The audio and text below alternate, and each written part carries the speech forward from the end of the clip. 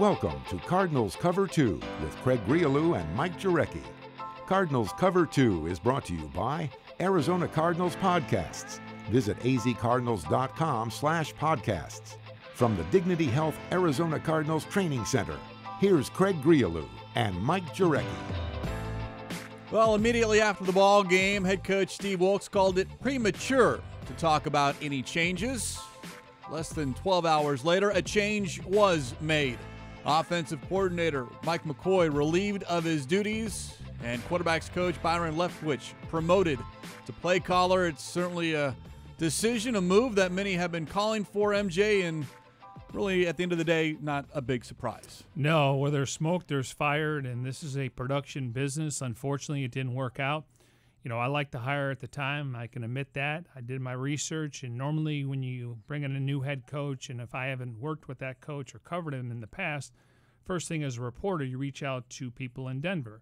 And I was told that John Elway wasn't a big fan of the hire, but he let Vance Joseph, the head coach, make a decision to hire a guy that was a former head coach, very similar to Steve Wilks.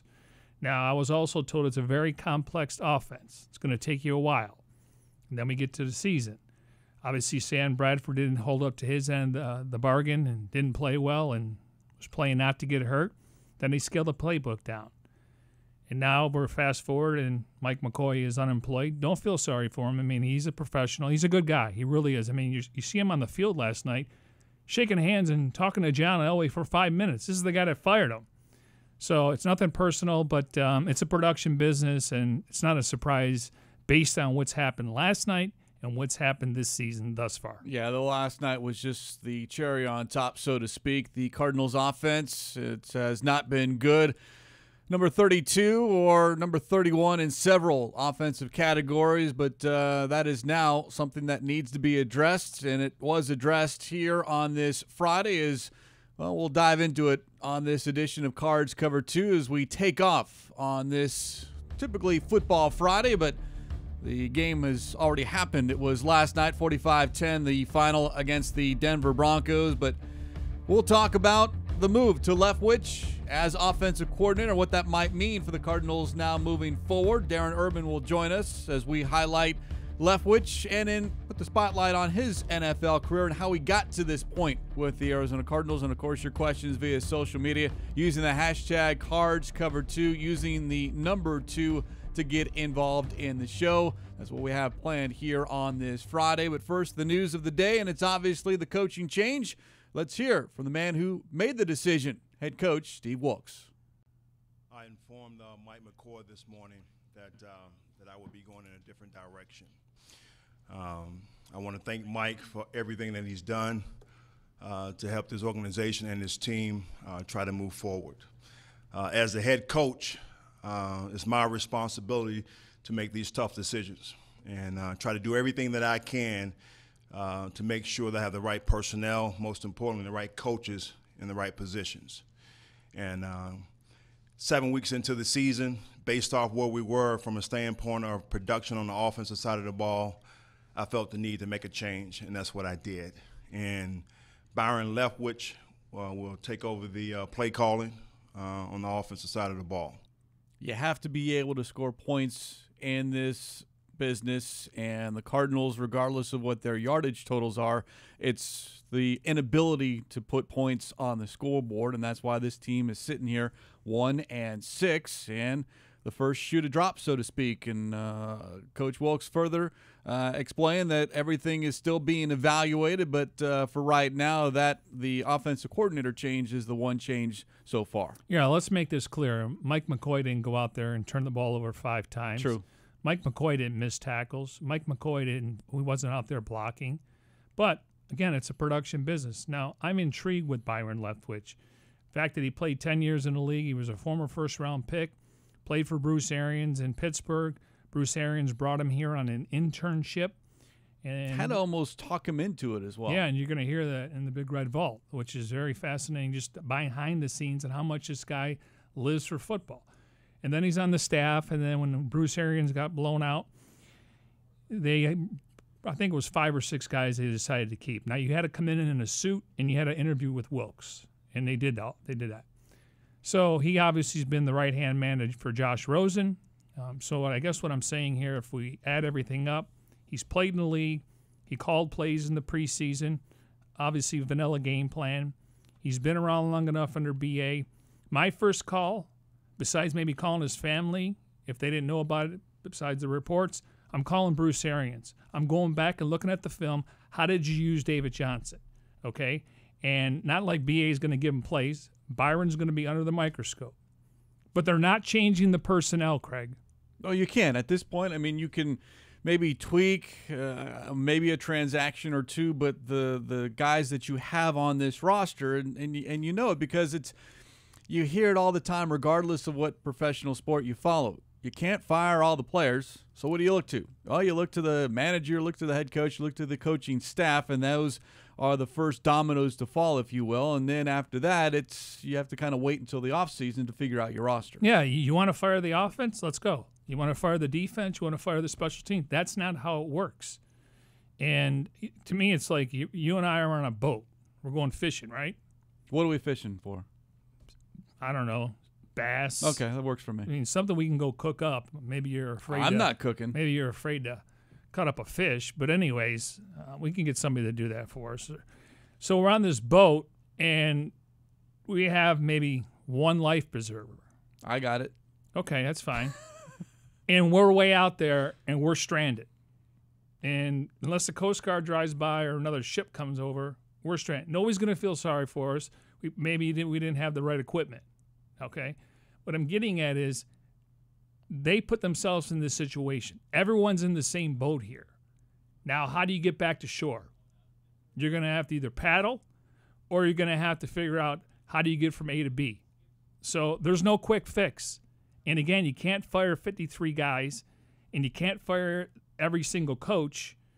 So now we're going to see how this plays out. But you always hear, well, it can't get worse. We're going to get into some of the stuff where you got a new play caller, and I don't mean to be flippant here, but Sam Bradford's not active on game day. He's probably played in, I'm going to say 15 different schemes and systems. Maybe it's half of that, being a little facetious. Make him the quarterback's coach. He's willing to help Josh Rosen out. He was willing to help the first day he was drafted.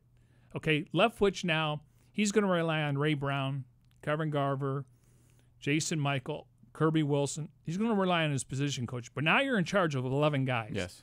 And usually the quarterback's coach and the quarterback have the closest relationship. But and Bradford, he's not going to speak out of turn, but I would make Bradford a quasi-quarterback's coach because he's willing to help the young man. Well, and you can argue that he already had that role, and you want to throw in Mike Lennon as well. Those guys, the veterans in that quarterback's room to help out the young quarterback in Josh Rosen. But specifically about this offense now as Leftwich is in charge, the question to Coach Wilkes is, okay, well, what now to expect with this offense? And then specifically, in order to have a productive offense, you need production from your offensive line. That, too, has been a struggle. Coach Wilkes addressed both issues. Well, you definitely want to be able to try to get David Johnson going in the run game as well as in the pass game. And with Byron being here before and being a part of that and understanding some of the success he's had in the past, hopefully we can tap back on to some of the things that David was doing in the past. Well, I think number one, I always talk about what can we do to put the players in position to be successful.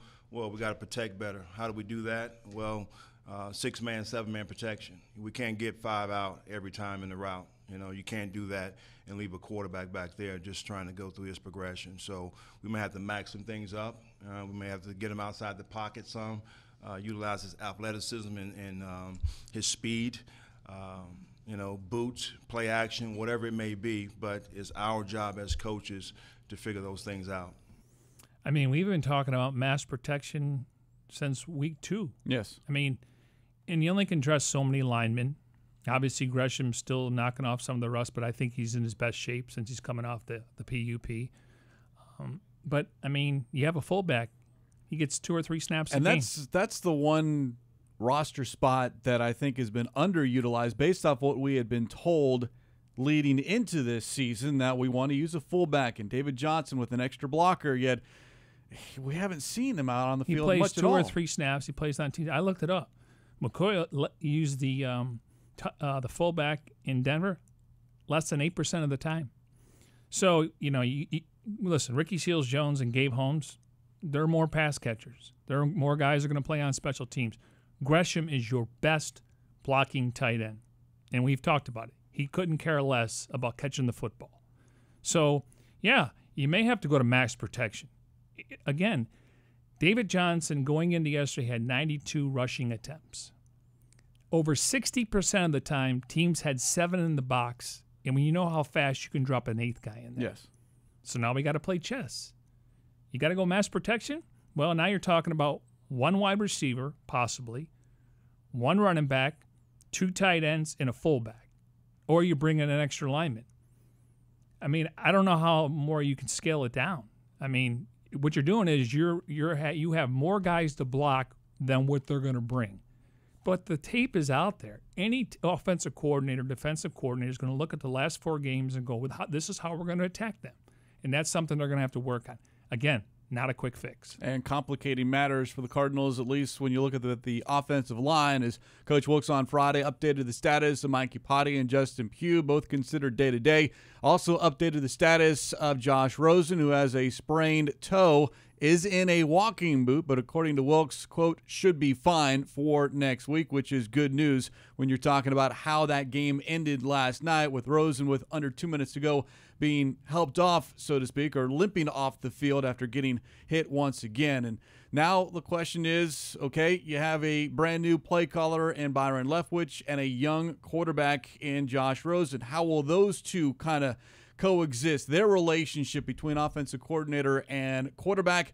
Coach Wilkes asked about that earlier today. Well, I think, number one, as you alluded to, he played this game at a high level. He can relate to Josh as well as all the quarterbacks in that room. So he's been in that situation in these predicaments before. So he understands the ins and outs and the little nuances, as you want to call it, that you need for that position. So I think the communication and just the relationship is going to be a plus.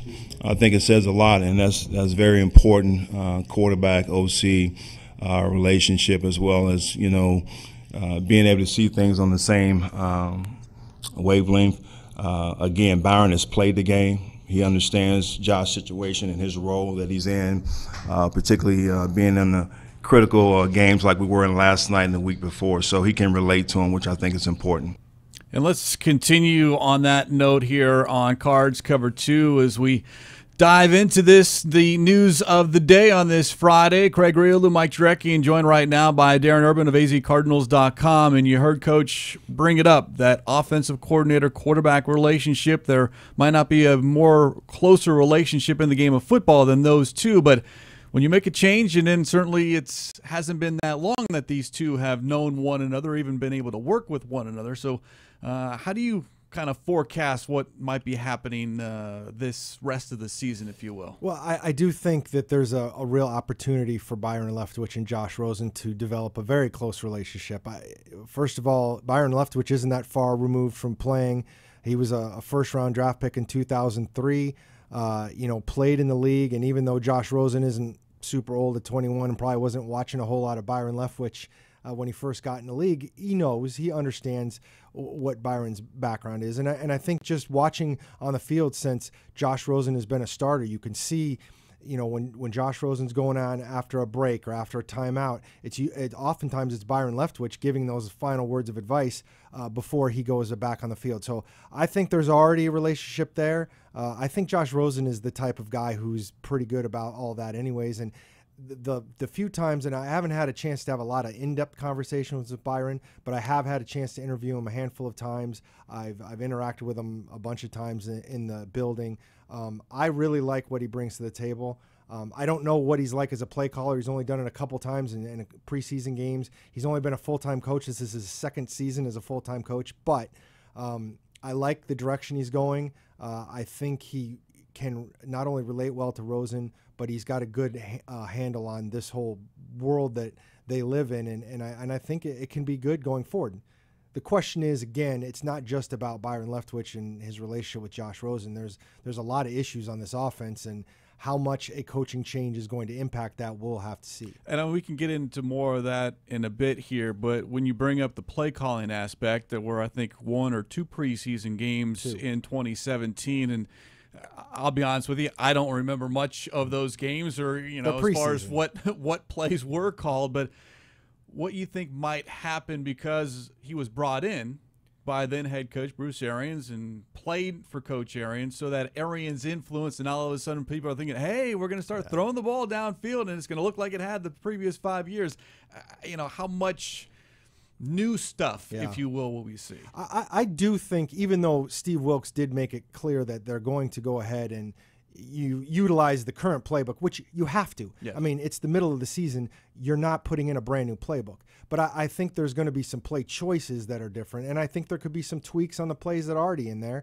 I do think that Byron Leftwich can bring a flavor of Bruce Arians, maybe not 6 shots deep down the field and 7 strep drops all the time, but I do think there could be a little bit of flavor that he brings to the table. And I think the most important thing really doesn't even have anything to do with Josh Rosen, and I think we all know what that is, and that's 31. That's getting running back David Johnson out on the edges, running once in a while, and not necessarily between the tackles. It's getting David Johnson split out wide. And the ironic thing is there was actually a few plays against the Broncos where they split David Johnson out wide finally.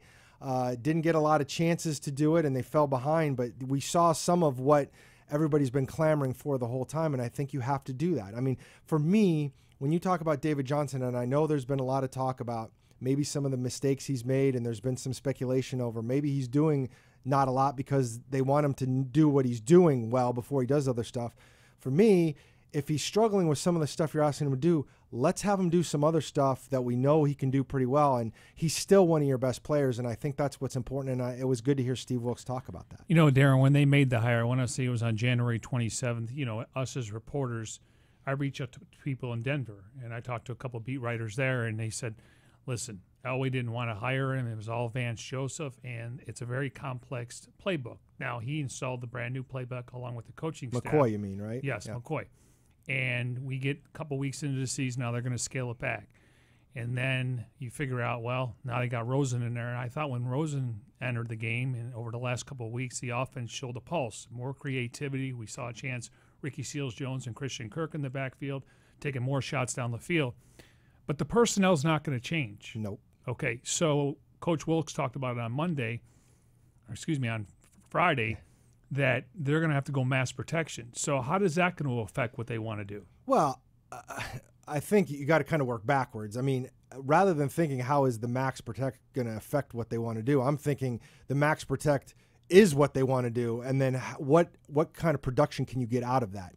I mean, if we've seen anything at this point, MJ, it's the fact that the protection is not there on a consistent basis. Watching some of the game back a little bit today after what happened last night, and I know there were 2 backup guards in there, and they're doing what they can, but it was not good on too many plays. And that's one of the issues that Mike McCoy was facing no matter what he was calling. It's one of the issues that this team is going to have going forward. You can find the errors when it keeps getting brought up, it's a different guy every play. It really is a different guy every play. The problem is when you say, especially offensively, it's not only been a different guy, it's been all the guys. True. And that's a problem because you can't just sub somebody out. It is the same personnel. So getting back to your original point, I think you got to find a way to give Josh Rosen a little bit of time. I don't know how many results can necessarily change. The wide receiver core is what it is. The tight end core is what it is.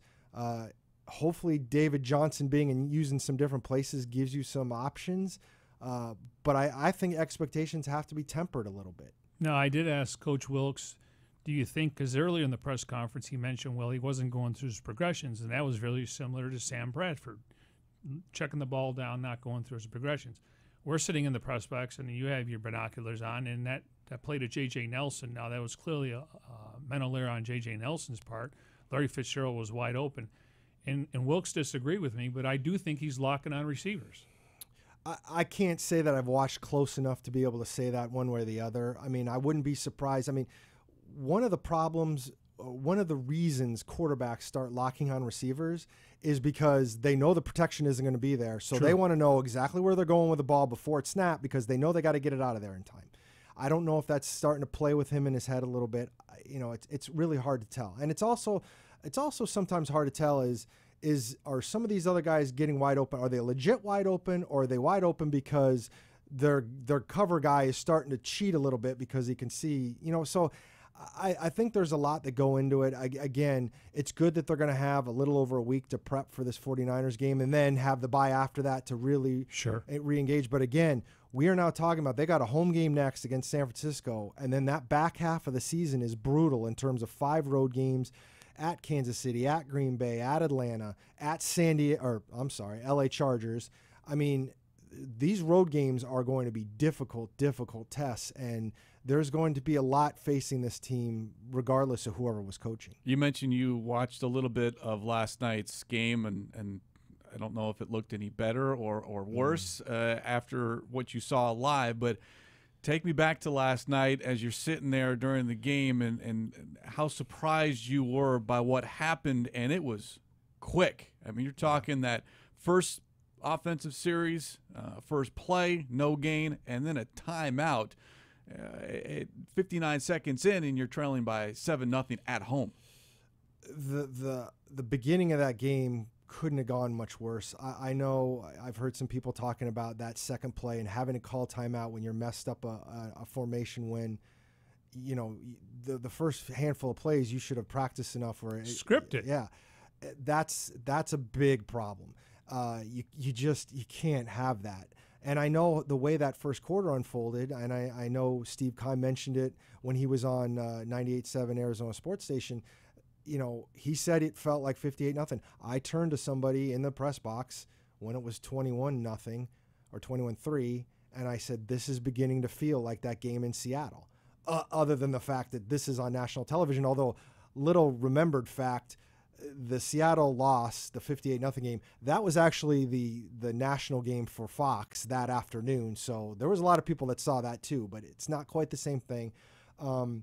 It's just, I wrote it last night. It just felt like they looked lost from the outset of that game. And I don't know if it was because of the short week or because of all the speculation about what might happen with Mike McCoy, but that doesn't explain how they played defensively or some of the misses. I mean, it looked like, and I don't know exactly what happened, but on the bomb to Sanders, Rudy Ford, who replaced Trey Boston, who normally plays center field, it looked like he jumped way up for some reason. I'm not real sure why, but it looked like he should have been back. Again, I don't know.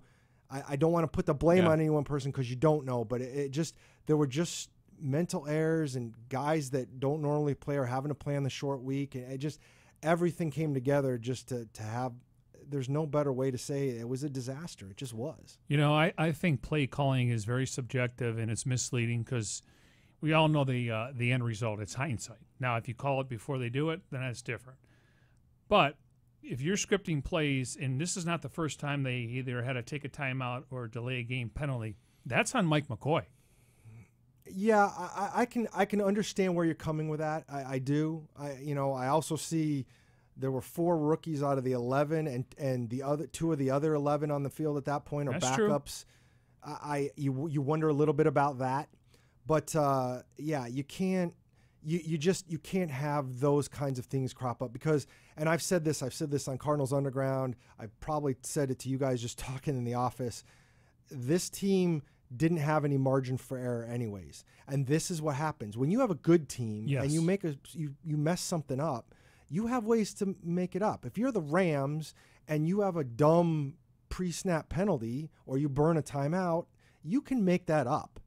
This team is not in a position to make those things up. You cannot afford those things, and that's where they are right now. A lot of talk about the offense, but before we let you go, the defense still is having trouble and was brought up on Friday by the media as far as what's happening defensively with this team, and Coach Wilkes doubled down.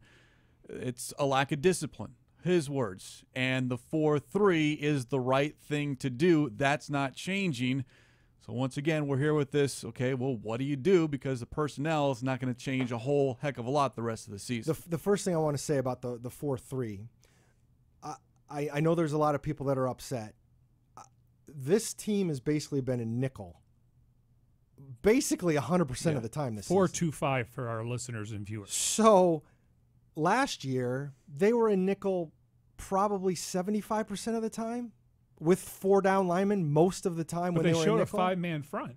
Again, I guess my point is I don't know how much of it is scheme as much as players, and they're obviously doing different things. Sure. And that impacts stuff. And we can talk all day about the linebackers and Deone Buchanan, and he fit last year and he doesn't fit this year and what's going on and all that stuff. But I think ultimately I understand where people are upset that, let's say, a Buchanan isn't fitting. I also understand where the coaches are coming from because, I've talked to enough other people, like there's gaps you're supposed to be in and you're not there and you're not holding up or you're not – it's a very difficult conundrum, and the problem you have defensively, offensively, special teams is when you're 1-6, you're not only preparing for a game and fighting the problems you already have. Now you're also starting to fight the fact you're 1-6, or that you've lost 3 in a row, or that you're going to be a big underdog in whatever game it might be, and all these things pile on. And this is what happens, when I've been around this team for 20 years. This is what happens when it starts to go bad, and this is what the battle is going to be for these coaches and these players, is not only do you have to fix what you're doing on the field football-wise, but you're also having to battle that mental aspect of it, of getting through the fact that, why we're doing it. And it's to be a professional, and it's to earn your paycheck, and it's to get the win that 1 week, regardless of how it might impact the standings, because that's what you have to play for at this point. Yeah, I think Darren hit it on the nail right there. And that is, I think what happens, you're feeling the pressure because of the record. Yeah. You're feeling the pressure because it's the defense is on the field versus the offense. And I think guys are freelancing. And when you start freelancing, that's when they talk about it's not one guy. It's multiple guys that are not doing their assignment. Darren, we kept you longer than we anticipated, expected, or told you, but certainly appreciate it. And, of course, I hope you're able to enjoy 2 straight days off back-to-back before we all get back to work on Monday. Fingers crossed. Yes, let's hope that happens. And let's, as we continue here on Cards Cover 2, let's start where this conversation began, and that is concerning Byron Leftwich. And going to revisit a feature that was done on him a year ago by the Cardinals broadcasting department as part of their Emmy award-winning Zoom series.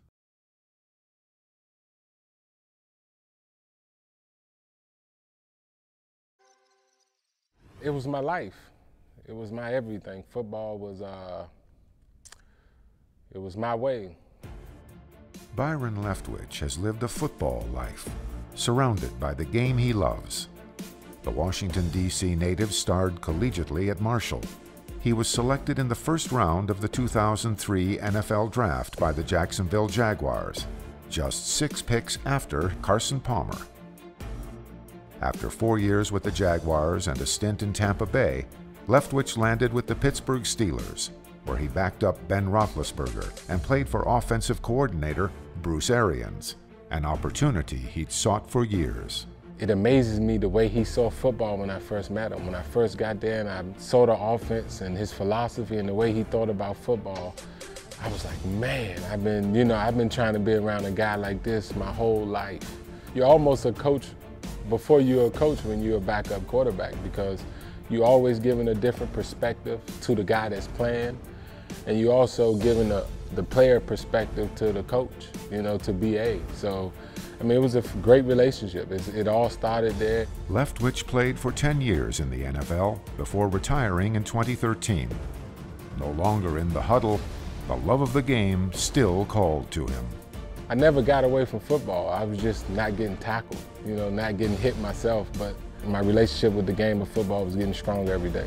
Even though I wasn't playing, I watched it all the time. I would talk to BA, we would talk about the game he just played. I used to see certain things on TV. We would talk about certain things that I could just see through the TV screen, and just being a football junkie. When I retired, my best day was Sunday. 4 years later, Leftwich received a phone call from his old coach. I'll never forget it. I was just leaving the golf course. BA called me, we talked. He said, hey man, why don't you come out, to the OTAs? just come see it. Just come see it. Just tell me what you think. The return to the gridiron felt like coming home. Within 48 hours, I felt it. I felt it. I was like, man, like, this is it. The feeling I got once I got here, that's when I knew I wanted to coach football. The young coach made an early impression on Arians, the quarterback whisperer. He's so bright, and he knows why we do everything we do, because he's basically been in this offense for 7-8 years, and he'll be a head coach early and fast. Anytime you have somebody that of BA stature, as good as BA, feel the way that he feel about you, it's a great thing, because he's not just talking, and it's always good as a player, coach, human being to have someone of that stature feel a certain way about you. Again, opening up the Big Red Vault with that feature on Byron Leftwich, the award-winning Zoom feature from the Arizona Cardinals broadcast department, as we continue here on Cards Cover 2, and joined right now by Brandon Natus, the Cardinals manager of social media. It is time for the Bird Gang to sound off here on I don't want to call it a football Friday because it's the game happened last night, but it's a Friday leading into Week 7. It's in the midst of Week 7. 2 of the next 3 weekends off. For some people. For some of us. But it is. The whole week's kind of seemed a little interesting with, being a short week. And I'm sure there's no shortage of questions. Yeah. There was not a shortage of questions. The questions did differ based on today's news. So we'll get to the first one here from Twitter. You talked a lot about it already.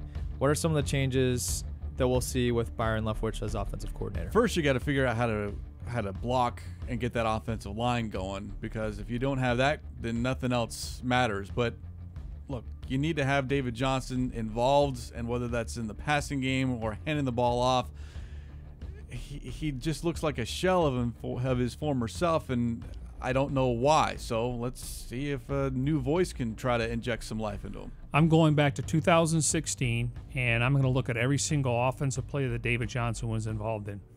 And he's got a great relationship with Bruce Arians, referring to Byron Leftwich. I mean, I know he's got to focus on his job at task, what's at hand here, but I would reach out to Arians. I'd just go back and watch film over. And that's what I would try to do to get him involved. Find a way to get David Johnson involved. And to your point about the offensive line, obviously Cardinals aren't the only team with offensive line struggles and injuries on the offensive line. What are some things that you could do as an offensive coordinator to help your offensive line out? Well, you put in more blockers in there, whether that's 2 tight ends, 3 tight ends, a fullback, which we discussed earlier. Derek Coleman, I don't think, is playing nearly as much, at least as much as we all expected, because if you sign him, bring him in, you might as well use him, and he hasn't been used sparingly. I would say mass protection, 2 tight ends, fullback, an extra lineman. I mean, if teams are stacking the line with 7 and bringing 8 as the play is developing, you have to have more guys to block than is actually attacking you. So I go mass protection, and if I have 8 on the line, so be it. Talking about offensive line, we'll switch here to defensive line, more particularly the scheme. I know we've talked about this as well. Do you think the Cardinals will switch their scheme? No. I know Steve Wilkes. I mean, it's not happening. Yeah. At least not this season, and dare I say, not with Coach Wilkes as your head coach. It's not going to happen, so everyone just needs to get that out of your mind. Okay, and I don't disagree with that. But the defense is a 4-3 defense. They're not playing a true 4-3 defense. Now, we know that teams are going 3 and 4 wide, so you got to counter with 3 safeties or 3 corners.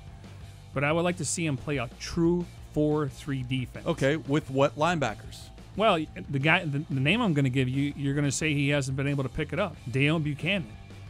I mean, But if he makes you worse, then better. I don't know about worse. I mean, I would take him over Hodges. You're talking about a guy who had 100 tackles in his first 5 seasons.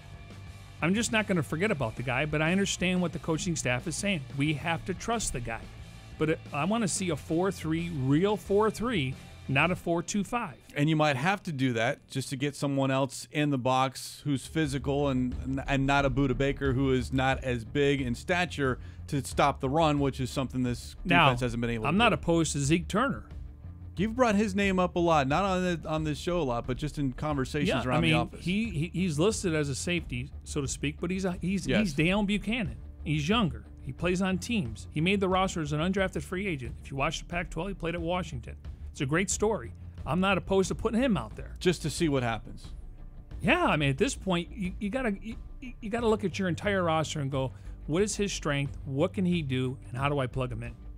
And Mike, you've talked about how last year they kind of ran a 4-2-5 a little bit too. A 5-man front. Okay, so it was a 5-man with 5-2. Yeah. Okay, because I know that there was some talk about that, and so exactly, what were some of the key differences between last year's defense, how they were lined up, and this year? Well, they had 3 defensive linemen, and then you had your 2 backers until Marcus got hurt with Chandler Jones and then Marcus Golden. So, to me, if these guys are lacking gap integrity, gap discipline, I'm going with a 5-man front. You have no other choice to block the guy in front of you. I know it is not that simple. Trust me, these guys have forgotten more football than I'll ever know, okay? And there's a lot of football jobs out there every year that are open, and if you think you're better than someone else, go apply for it. But they know what's going on. It's just, I just don't think they had the personnel to play the scheme, but that's what the scouts and the general manager is going to have to do in the offseason.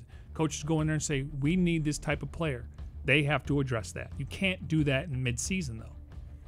Makes a lot of sense. Now, obviously, there's been a lot of talk. Coach McCoy lost his job today. Steve Wilkes was asked if anyone else could potentially lose their job. Obviously, a tough topic to discuss. Could anyone else come under fire? I think everything is on the table at this point, and Coach Wilkes made that perfectly clear on Friday. I mean, no one is safe, and I think he even smirked a little bit as far as you can't say anybody right now is permanent when asked about if this for Leftwich was an interim tag or a full-time the rest of the season, and he wouldn't even address that point. Yeah, we talked about it earlier. You can't fire the entire offense, the defense, and special teams. I mean, I think he has a quality staff. I think there's a reason why Mike McCoy was a coordinator for 18 years. I think he's a good guy. Unfortunately, it's a production business. So from that standpoint, I mean, you just got to find a way. I mean, it sounds simple, and I know it's not. There isn't anybody walking around here with a smile today. I mean, these are tough times, and they're tough times for a lot of people, including the teams that only have 1 win this year. Absolutely. And we've mentioned another position group tied to some of the offense's woes, and that's offensive line. What are some of the changes that we could see there? Are there any changes that could come, and what would you suggest? I mean, as far as personnel changes, you have the guys. You have the guys. I mean, right now the changes are coming because Upati's hurt, Hugh's hurt, but other than that, you're looking for someone off the street, and at this point in the season, it's rare that you're going to find someone off the street that's better than who you already have on your roster. Yeah, I mean, you got to hope that Pugh can play. I don't know about Upati, even though I think Daniel Munner is serviceable over there. I'm not saying he's a younger Mike Upati. But then you got to use some of your other offensive linemen. John Wetzel, he can play both tackle positions. He can play guard. Then you look at, some of the new guys they brought in. I mean, to me, you got to go with 7 guys. You only dress probably 7 or 8 on game day based on injuries, and I think you got to utilize the guys that are a part of the 46-man roster. The only name that we haven't seen so far on the field is Corey Cunningham. Now I don't know if he was active yesterday. True. I don't know if he's, which would be a signal that the coaches believe he's ready. I just don't know as far as the physical status he's ready on the offensive line. Or if Wetzel had to play guard, then you can move him and play tackle because he's more of a right tackle, but I think he could be a swing tackle. But he's got the size. He's just really raw, but he was active yesterday. Switching back to the other side of the ball now, what steps is the defense taking to get better, and what are some of the things they can do to get better? You just got to get in the film room and start grinding. I mean, we talking about it until we're blue in the face here. You don't do that. You don't want to do that? No. We've already established the fact that there's one life preserver. I'm taking it, so I know you're not going to save my life if I get blue in the face. Oh, you're just going to leave me out there in the ocean? Absolutely. Okay. You're all right. Look, the onus falls on the players. They have to do their job, whether they like it or not, because if they don't, they're going to be out of this league. And at this point, you have to think about it. They're fighting for their livelihood the rest of this season on whether there's a next season for a lot of those guys. When we hear about mental errors, gap integrity, gap discipline, I think it's only human nature that guys will go, here we go again, and they start freelancing. And then some guys we get later in the season, they're going to be playing not to get hurt because they're going to be a free agent at the end of the year. So there's layers to this. But again, it really comes down to execution, blocking and tackling.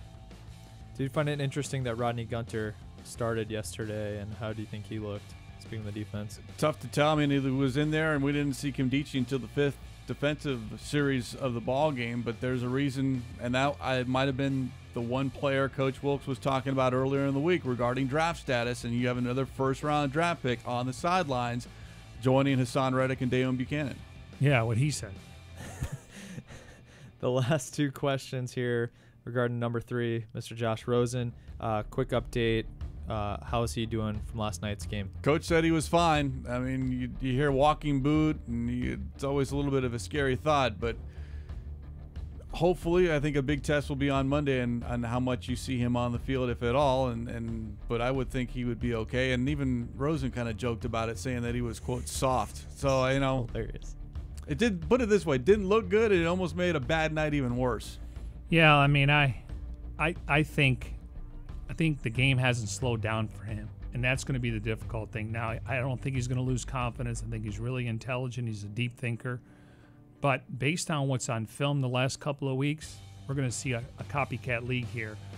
But I don't think the game slowed down for him. To me, he's locking on receivers, not checking off and going through his progressions like Bradford was, and that was a recipe for disaster. So there's room for improvement everywhere, but I'm not worried about his confidence. I'm worried about protecting him and obviously taking away some of the big hits he's going to take. And last question here regarding Josh, regarding room for improvement and stuff. What kind of similarities have you seen from what Josh is experiencing this year to what Jared Goff experienced his rookie year with the Rams? Oh, Goff struggled, got hit a ton, but there's nothing like experience as opposed to watching on the sidelines. I know there's a difference of philosophies on whether it's better to sit and wait and watch versus getting in there and getting beat up at times, or at least learning on the fly. That remains to be seen as far as whether you can draw parallels between those two. But at least right now, it's somewhat similar. I know Jeff Fisher gets a lot of credit, maybe for the draft picks, but he gets a lot of blame. He made the right decision. He didn't play golf, I want to say, until week 9. He would have got murdered on the field because he wasn't ready. I mean, go back to Hard Knocks, he didn't even know which side the sun rised. But if you're going to tell me that Rosen's more like Goff, then tell me I got Todd Gurley. Tell me I got Andrew Whitworth. Tell me I got Aaron Donald. Tell me I got Halverstein, one of the centers there. Different personnel, and you got to give them a lot of credit. But Goff wasn't good in those last 7 games of the season, but I think Fisher did him a favor, and that's why he had Case Keenum out there. That's all we got for you social questions-wise, fellas. I appreciate the Bird Gang sounding off here on this Friday. #CardsCovered2. And before we leave you here on this Friday, it's been a lot of bad vibes, if you will. A lot of, I don't know, it's just not bad mojo. There you go. That's the way to describe it. But we're going to try to make you smile here, and something that you may or may not have seen. This is before the game. This is, by the way, a #FitzFriday. We're not going to hear from number 11, but we will see him in action before the game. Larry Fitzgerald doing what he likes to do, and that is sneak up on people. With that special right arm, and they're just hoping they can build on that week after week. Whoa, whoa, whoa, oh, man down. That's my man number 11 right there. All right. Right there. I think That's all you need to know. Two things that the Cardinals, I think, are very happy with. The head coach and the quarterback, and the future's bright at both those spots. Kind of familiar spot, isn't it, Kurt? Yeah. All right, Kurt, thank you, Kurt. That's the hardest Kurt's been hit in years, man. I don't like being down here. I know, man. Get up. All right, Kurt, we appreciate you. Thank you so much. And such a professional, being able to continue on with his live hit. But the timing of that was just unbelievable. I know, Brandon, you were down on the sidelines and got it on Instagram, a different angle, but certainly look, it was mentioned on the broadcast because Passion Wolfley talked about it before kickoff. Oh, this was set up. This was staged. They had worked it out. And Kurt Warner actually texted both of them, said, nope, this was something completely done. Larry Fitzgerald does it a lot. He tried to get Ray Brown earlier in the pregame warm-ups, but the timing of that was just unbelievable. Yeah, I was down there doing an Instagram Live and was just following Fitz, catching the football, and then I'm like, oop, this is going to be really good now. And he just went right over, tackled Kurt, saved it, got it out from one angle, and then saw that they had another angle, so we were able to get both out for the fans. And I didn't even realize at that time that he was actually live. I didn't know if he was just recording and then they're going to send it back. And then when I saw that they had tweeted out as well, the NFL and Fox, I was like, oh, wow, that was actually live. And so earlier I thought it was kind of funny that he tried to get Ray Brown because Fitz has a very high success rate on this tackle. But ask Ron Wolfley. Ray Brown had his head on a swivel, and, you know, Fitz has had the back stuff going on. You know, he's missed practices and stuff. So that's a big guy to take down with the back, you know. So I thought that was very courageous of him. Ray Brown had none of it. Fitz catches a ball smooth, as you would expect, goes right in, you know, takes down Kurt. That's how you, by the way, that's how you tackle a quarterback in the NFL in 2018. Yeah, a 45-year-old quarterback. I'm just saying. Now, has he tackled you yet? No. You? No, he has not. I mean, I know I'm kind of an easy target, but I feel like you have to have that rapport with him. You need to be on that level. Like, he only tackles, I feel like, certain people. I don't know that I'm on. I think that's a good observation. I don't think I'm on the level where, like, you know, he tackled Kurt Warner on a live broadcast. Like, let me get Brandon. Let me get Brandon, who no one cares about. You never know. But I haven't been tackled. But he threw the football to me, and I think I've taken enough abuse there. You're still complaining about that shoulder. But you caught it at least. I caught it. I think that's why you keep bringing it up, because we could talk about your athletic. No, let's go to the video. Was there a video? There was. Eye in the sky doesn't lie. There was no. Did it video. even happen? Because if there's witnesses. no video. There were witnesses. There were several witnesses. I can't wait for him to throw a ball back, because it's like a wounded duck out there. It's like duck season. Who, Craig? Or yeah, throw a football. See, I always lefty. Do it. I always, do it. You know, flip it. I just flip it to him because I'm nervous that if I miss throw, they already have enough material to make fun of me with, that if I give them one more thing, that it's not going to be good for me. Brandon, we appreciate it. Brandon. Hopefully ending the Friday on a high note here on Cards Covered 2. Everyone enjoy your weekend. Back with you on Monday. Special thanks to everyone behind the scenes. Tim Delaney, Jim Alejandro, Devin Henry, Jeremy Schnell, plus Grant Grialou, Jonathan Hayward, Jesse Aranda, and Jackson Sipes. For Brandon Natus, Mike Jurecki, I'm Craig Grialou. This has been Cards Covered 2.